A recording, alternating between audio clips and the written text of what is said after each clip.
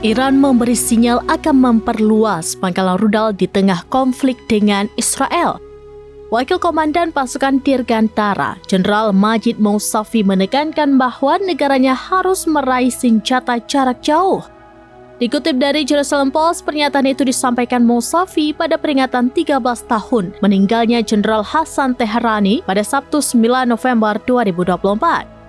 Ia menyebut Iran tidak akan membatasi pengembangan pangkalan rudal baik di barat maupun selatan.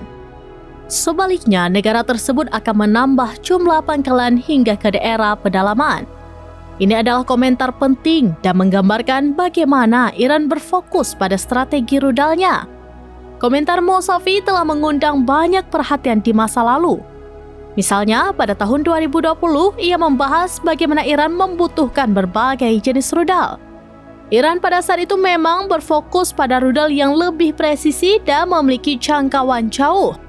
Semua ini terlihat jelas dengan uji coba rudal dan serangan Iran baru-baru ini terhadap Israel. Dalam pidatonya, Mousavi juga menyinggung serangan rudal Iran terhadap Israel pada April lalu. Menurutnya, operasi tersebut menciptakan babak baru dalam hal penggunaan senjata Iran.